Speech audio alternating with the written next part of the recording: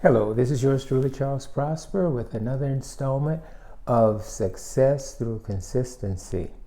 And if you don't know who I am and what I do, I help you to achieve your most important goals through the power and the principle of consistency and creative solutions and ideas to help you to stay on the path to your goal. And I do this by means of this channel, where I am committed to uploading a YouTube video every day on the subject of your success, self-realization, and goal fulfillment through remaining consistent on the path. What I want to talk about today is something that all of us know about, and something that most of us don't know how to handle, and sometimes we don't give it the importance that it has, in the sense that it could be very serious and detrimental if we don't know what to expect, how to handle it, and how to dissipate it. What I'm talking about right now are moods that change our attitude, that change the way we feel about what it is that we want to do. I want to say right off the bat that moods are not your friends. Moods are not your friends. Moods are negative energy systems, alien energy systems that invade your thought process and your subconscious mind and want to enhance their own existence through your attention and your belief that what it's telling you is true.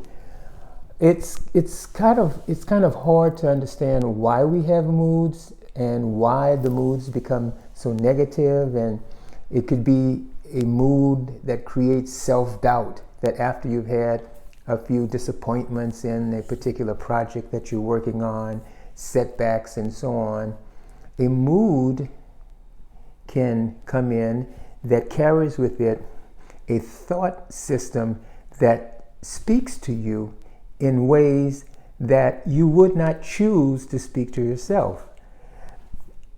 Thoughts that tell you, oh, what's the use? You might as well just give up. There's no sense in continuing with this. This is just hopeless. Why should you believe that you can do this? It's just too hard. It's just not worth it. These are thoughts that come. And the key thing that you need to understand is that moods are temporary phenomena that can have a permanent effect on you depending on what you choose to do while a mood is happening to you. And I'm going to give you some solutions how to counteract moods in a moment. The idea is, so we might ask, why do we have moods in the first place? Well, there are a number of reasons why a negative mood can overshadow your complete day. It can be a combination of what's called biorhythms. It has been studied that we have certain cycles of energy, of up cycles and down cycles, that the major three cycles that we have are the physical, intellectual, and emotional cycle, which pulsates rhythmically every certain amount of days. The intellectual cycle is 33 days, that you have an up of energy and a down of energy. The emotional cycle is 28 days, that you have an emotional up and then emotional down. And the physical cycle, where you have all your physical energies, cycles in 23 days, where it goes up and it goes down. So all of these cycles happen simultaneously, and you can even go on the internet and type in biorhythms and type in your birth date and the day of today, and it'll give you a chart showing where your energy systems lie on a particular given day. Many times your moods will be as a result of a low emotional cycle. It could be a result of, many think of the full moon. The full moon has a magnetic pull on us that creates moods. That's why we have the term lunatic, because our body is 70% water, and the full moon can pull the tides which is, of course, water, and being almost all water ourselves, why would we not think that the full moon would not have a magnetic pull on the water system of our body, thus throwing it out of balance, creating a negative mood of sorts? Moods happen, could be because of a woman's menstrual cycle. It could be because of a negative dream that we had that we forgot about and just woke up with the feeling of the negativity of the dream without having remembered the dream itself. Or it can be a combination of all of these things happening at once, which creates the end result of a bad mood, of a mood that says, what's the use? Oh, this is just not a good day. I don't think that I can do this. All of these things can happen during the course of experiencing a low mood. Moods come and go. They're not permanent. But the thing is, while they are visiting, they're causing a lot of havoc. And you never make a decision when you're in a bad mood or when you're down.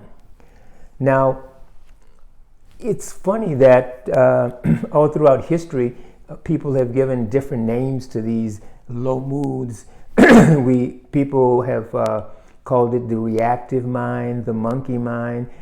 People have even called it the devil speaking. Any of number of things can be labeled, but we all know what the experience feels like. Now, the question is, what do we do when we have a negative mood state that's telling us to give up, that's telling us to be, inviting us to be discouraged, that's insinuating that our goals are not doable? All of these things can come during a low mood state, and it is at this point that many people give up. I want to say that just like you need to go every day to the gym, and I say working out with progressive weight resistance and lifting weights is the way you develop a strong physical muscular body, I'm saying that you need to set aside 15, 20 minutes, up to 30 minutes per day, once in the morning or once in the evening, but consistently, without fail, to practice what I call positive rational thinking. Now, this is nothing new, but this is a type of self-introspection, but that you would do on a regular basis, not as needed basis when something unusual happens. It has been known many people have learned how to use the power of rational thinking to turn around negative emotions on a regular basis. There's a whole system of psychotherapy called rational emotive psychotherapy developed by Albert Ellis back in the 50s. Dr. Albert Ellis. Bertrand Russell, in his book Conquest of Happiness, talked about how he used rational thinking to counteract negative depressive thoughts when they happen to them. In the book Psycho-Cybernetics, it speaks of the power of rational thinking in one of the chapters. That's very, very powerful. And I want to teach you today the method of practicing regular rational thinking, positive rational thinking, that will counteract any mood when it does happen. But you circumvent the power of the mood by developing your rational thinking cerebral cortex area to the point where you can easily dissipate any mood because your rational thinking process has developed to such a high state.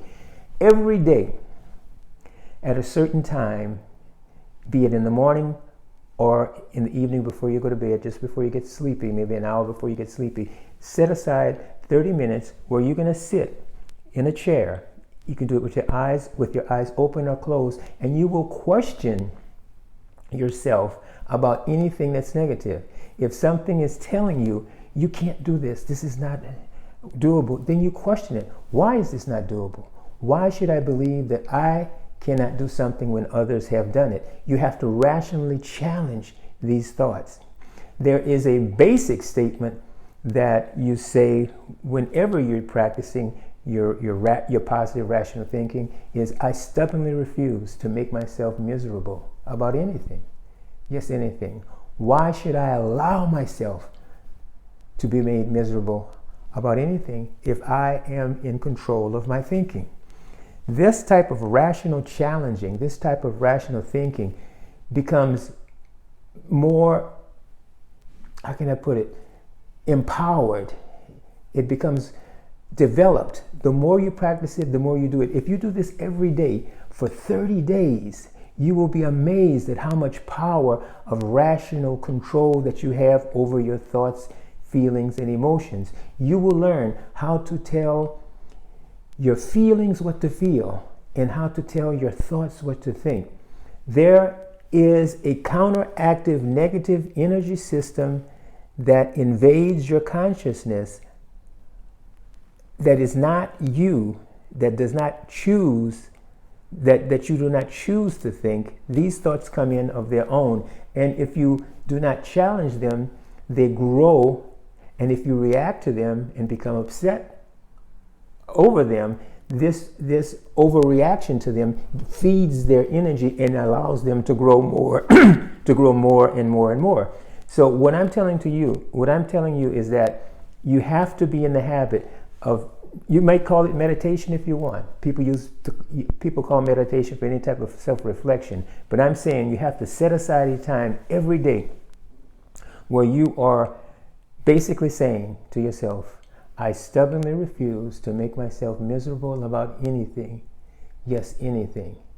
And then you continue to say this to yourself over and over again. If there's a particular problem that is bothering you, then at that point you challenge it and say, why should I feel like this? Why should I accept the fact that I should give up? Why should I be upset over something that's trivial? Why should I allow a mood to tell me what to feel at this particular time? Why should I give up on something just because a mood temporarily wants to take over my energy system? This is the type of thinking that you need to engage in on a regular daily basis, and you will be amazed at the power that you generate. Okay, that's my take for today. Remember, moods come and go. Moods are not your friend. Moods are meant to be challenged and to be dissipated through the power of positive, rational thinking. All right, if you enjoyed this and you found benefit of it, give me a thumbs up, hit the like and subscribe button, and don't forget to leave me comments and questions below.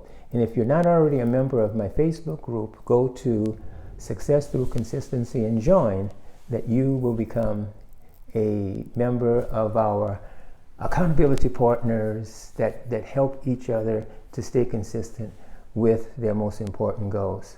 All right, that's been my video for today, and I will see you again the next time. Thank you.